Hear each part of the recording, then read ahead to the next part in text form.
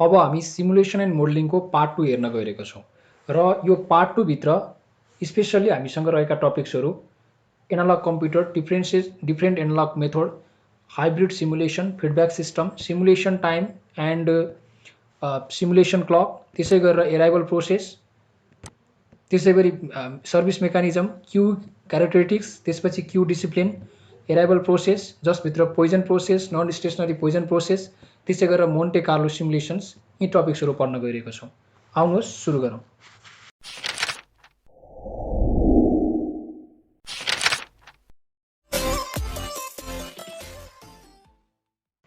So analogue computer भनेको के हो त? अब एनालग कम्प्युटर भन्नाले कस्तो कम्प्युटरलाई बुझिन्छ? Analog computer is that computer which is used to process continuously varying data. Everything we see and hear is changed continuously. यस्तो एउटा कम्प्युटर, यो यस्तो कम्प्युटर हो जुन डिजिटल कम्प्युटर आउनुभन्दा अगाडि पहिला एनालग कम्प्युटरको प्रयोग हुन्थ्यो र जुन कम्प्युटरमा भ्यालुहरू चाहिँ भ्यारिङ भइरहन्छ। मतलब के हो त भन्दा यसको भ्यालु चेन्ज भइरहन्छ, यसमा कुनै पनि फिक्स्ड भ्यालुहरू बसिरहँदैन, यसको डेटाहरू चाहिँ कन्टिन्युअसली चेन्ज भइरहन्छ। अनि यसको काम भनेको which is use to process analog डेटालाई प्रोसेस गर्नको लागि प्रयोग गरिन्छ। Example of analog computer are टेम्परेचरको जुन चाहिँ के हुनसक्छ, टेम्परेचर चाहिँ एनालग सिस्टमसँग रिलेटेड भयो किनभने यसको भ्यालु भ्यारिङ भइरहन्छ, चेन्ज भइरहन्छ। Pressure, telephone lines, speedometer, resistance of capacitor, frequency of signal and voltage भनेर भन्न सकिन्छ। यस्तो कम्प्युटर जसको भ्यालु चाहिँ भ्यारिङ भइरहन्छ, चेन्ज भइरहन्छ, डिजिटल कम्प्युटर आउनुभन्दा अगाडि युज गरेको कम्प्युटर एनालग कम्प्युटर हो। एन्ड देन डिफ्रेन्ट एनालग मेथडहरू छन् जुन एनालग कम्प्युटरले युज गर्छ फर एनालग सिमुलेसनको लागि। र डिफ्रेन्ट सिम्बलहरूमध्ये यो रहेका जोडेका 7वटा सिम्बलहरू चाहिँ तपाईँहरूको एनालग सिमुलेसन गर्ने बेलामा चाहिँ एकदमै काम लाग्छ। जस्तो यहाँनिर फर्स्टमा छ इन्टिग्रेटर, थ्री समर, मल्टिप्लायर, डिफ्रेन्सिएटर, इन्भर्टर, त्यसपछि डिभाइडर, त्यसपछि सिङ्गल मल्टिप्लायर छ। यो सिम्बलहरू हामीले एनालग सिमुलेसन गर्ने बेलामा चाहिँ युज गर्नुपर्ने हुन्छ। एन्ड देन नेक्स्ट भनेको हाइब्रिड सिमुलेसन। अब हाइब्रिड सिमुलेसन भनेको के हो त? In reality, the system is neither a pure continuous nor a pure discrete nature of simulating. Such system is combination of analog computer and digital computer are used. Such set is known as hybrid computer. यहाँ दुईटा hybrid भएछ, एउटा मात्रै हो। As a hybrid computer and the simulation provided by the hybrid computer is called hybrid simulation.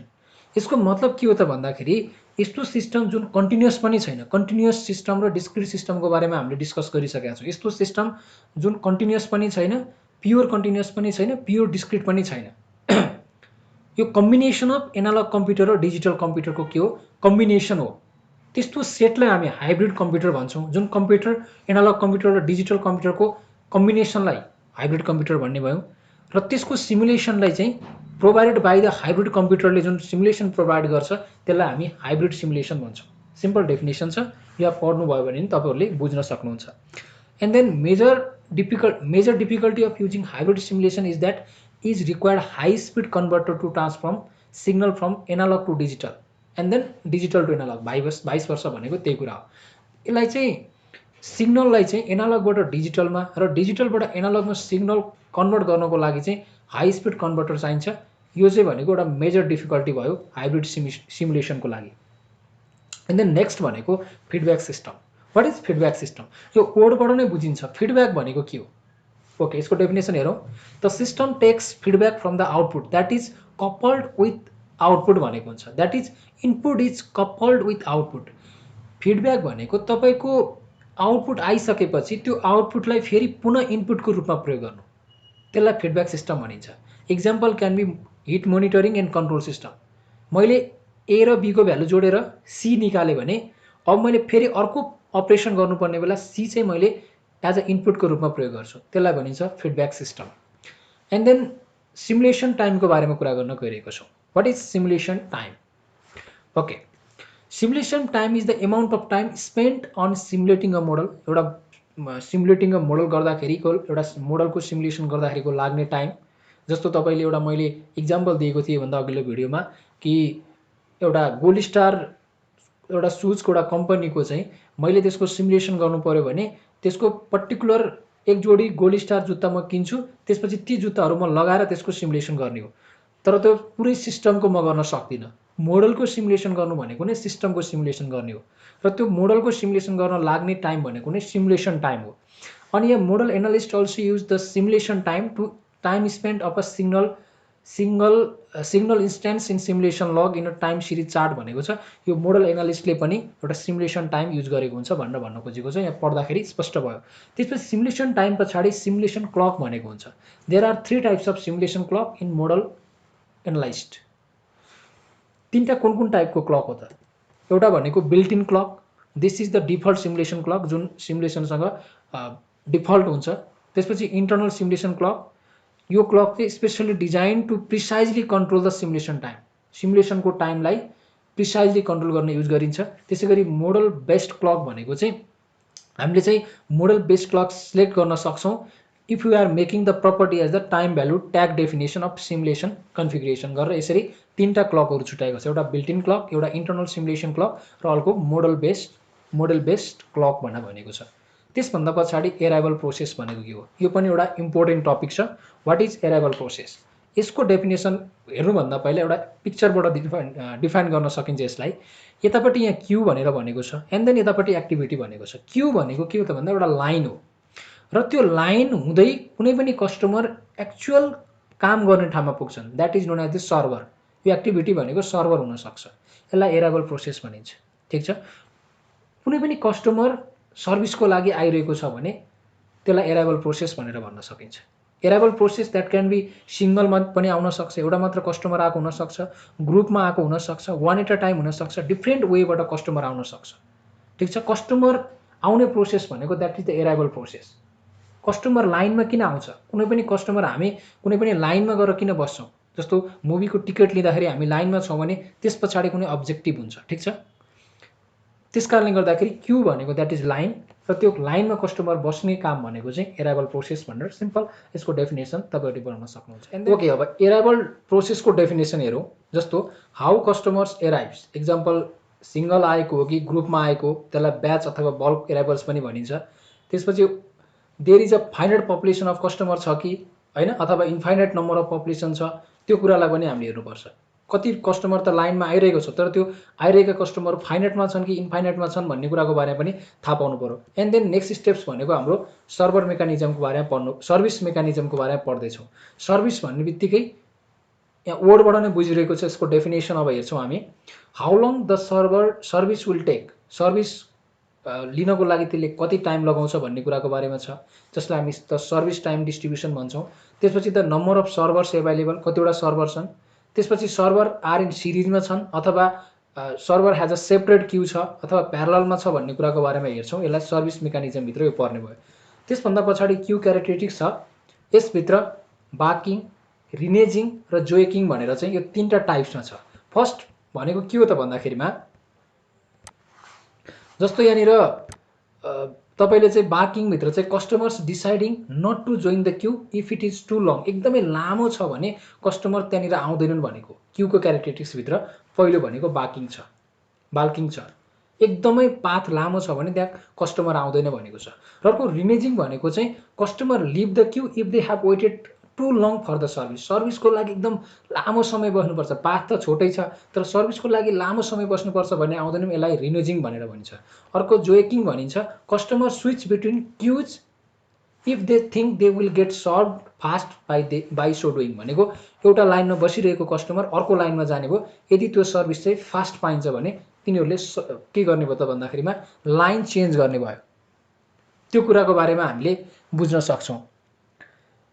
अनि त्यसभन्दा पछाडि अर्को नेक्स्ट स्टेप भनेको चाहिँ क्यू डिसिप्लिन भनेर भनेको छ। क्यू डिसिप्लिनभित्र के पर्छन् त? सिम्पल फिफो, लिफो अनि प्रायोरिटी देखेको छु, योभन्दा अरू पनि छन्, मेनली गरेर फिफो, लिफो र प्रायोरिटी भनेको छ। जसभित्र फर्स्ट इन फर्स्ट आउट भनिन्छ फिफोलाई, अनि लिफो भनेको लास्ट इन फर्स्ट आउट भनेर भनिन्छ। फिफो भनेको first in first out, LIFO भनेको लास्ट इन फर्स्ट आउट। जो फर्स्टमा आयो त्यसले सर्भिस पाउँछ फिफो भनेको, लिफो भनेको लास्टमा आएर पनि फर्स्टमा सर्भ गर्न पाउँछ। र प्रायोरिटी भनेको जस्तो तपाईँहरू बाटोमा नर्मल व्यक्तिहरूको सर्वसाधारणको भेहिकल्सहरू गुडिरहेको बेला त्यहाँ मन्त्रीको गाडी आयो भने त्यहाँ छुट्टै बाटो छोडिदिनुपर्छ नि, द्याट इज द प्रायोरिटी होइन। त्यो कुरा हुनसक्छ। त्यो हाइएस्ट प्रायोरिटी, लोएस्टलाई प्रायोरिटी दिने, हाइएस्टलाई प्रायोरिटी दिने, कुन कुराको आधारमा प्रायोरिटी दिने भन्ने चाहिँ त्यो चाहिँ अब एउटा सिस्टमले नै डिटरमाइन गरेको हुन्छ। त्यसभन्दा पछाडि रहेको छ टाइप्स अफ एराइभल्स प्याटर्न। एराइभल्स प्याटर्न, अहिले हामीले एराइभल प्रोसेसको बारेमा कुरा गऱ्यौँ, एराइभल प्रोसेस भनेको के हो भनेर कुरा गऱ्यौँ, ठिक छ। अब हामी टाइप्स अफ एराइभल्स प्याटर्नको बारेमा कुरा गर्छौँ। यो दुई टाइप्सको छ, एउटा भनेको पोइजन प्रोसेस, अर्को भनेको नन स्टेसनरी पोइजन प्रोसेस। अब पोइजन प्रोसेस भनेको के हो त? Let's assume a counting function NT that represents N of T है, counting function N of T that represents from 0 to T, यो क्लोज ब्राकेटभित्र रहेको छ। The counting process NT said to be Poisson process if the following assumptions are satisfied. यहाँनिर कुरा के छ भने पोइजन प्रोसेस भनेको पनि एराइभल प्रोसेस जुन भने नि, एराइभल्स प्याटर्न भने नि, त्यो एराइभल प्रोसेस जस्तै नै हो, ठिक छ।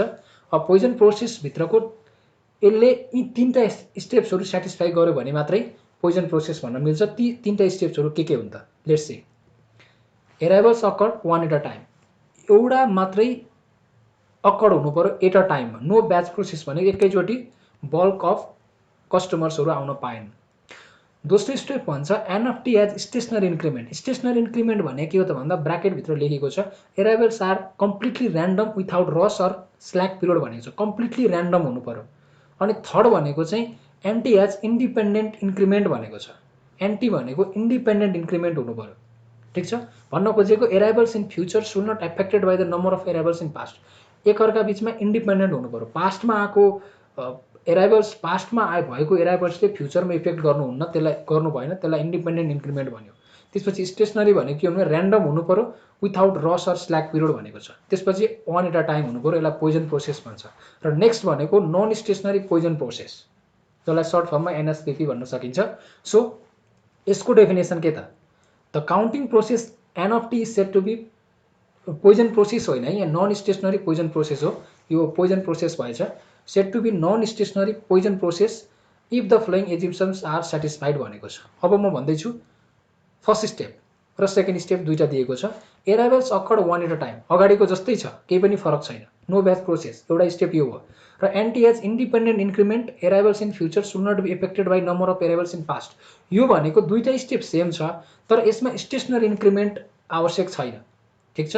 पोइजन प्रोसेसमा यी दुईवटा स्टेप्स र प्लस स्टेसनरी इन्क्रिमेन्ट पनि थियो, तर नन स्टेसनरी पोइजन प्रोसेसमा चाहिँ वान एट अ टाइम एउटा कुरा गर्यो र अर्को इन्डिपेन्डेन्ट इन्क्रिमेन्टको कुरा गर्यो।